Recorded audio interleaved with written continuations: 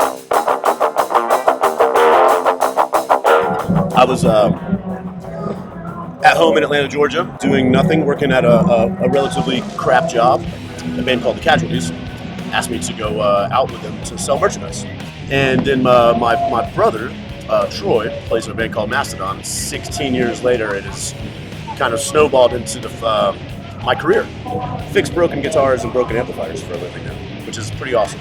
My technical title would be guitar tech, bass tech, and stage manager.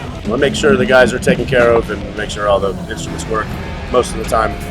I'm sure if you caught me at a bad moment, I'd moan about something being horrible, but the bottom line is I get paid to, number one, hang out with my family and my best friends, listening to awesome rock and roll music on a daily basis. God forbid a show goes wrong and you know, I get a guitar thrown at me or something. That's one day out of the year, and the rest of the 363 days, 4 days, whatever it is, are you know, pretty much good. But yeah, there is the weirdos that will try to like get to the band through like myself or you know, a drum tech or other guitar tech or something like that. But dude, it's all dudes anyhow. It's not any like hot babes or anything. It's all dudes.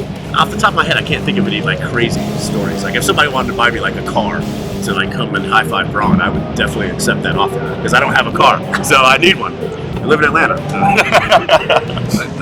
This is in Europe we have our B rig, which lives in Europe, and it's pretty much straightforward. It's just a couple of amplifiers, a wireless unit, and some foot pedals, and not much, nothing, no crazy setup. With the exception of not actually having a cable plug into the guitar to the amp, because we have a wireless unit. Everything else is pretty straightforward. So it works. So you know, we don't want to mess with it. If it works, let's not go changing things around. So you know, I mean, I grew up listening to music, just like anybody else did. I grew up listening to punk rock music, and from there I kind of trickled down to like more heavy rock and everything like that. But I think when I was with Anthrax, we did a show, and Public Enemy came out and performed with us, and I met those guys, and they were above and beyond just cool as hell. Another time on the same tour in New York, a couple of the guys from Run DMC came out. It's just like, you know, like not that they're idols or anything like that, but it was just super cool to see. I mean, I was, you know, when I was 10 years old in the 80s, and those guys were bigger than life, and now they're still doing it, and they're the coolest people on the planet.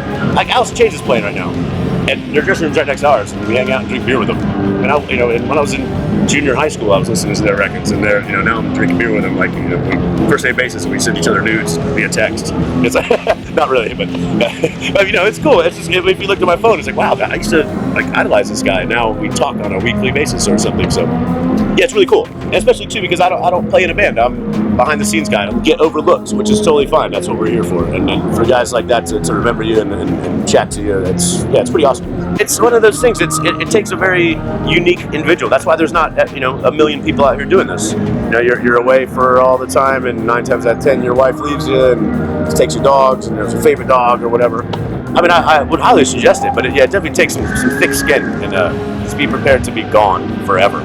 And see, you're just a nomad, you know. I mean, living out of a backpack, but you get to go to sunny England. This is pretty rad, actually.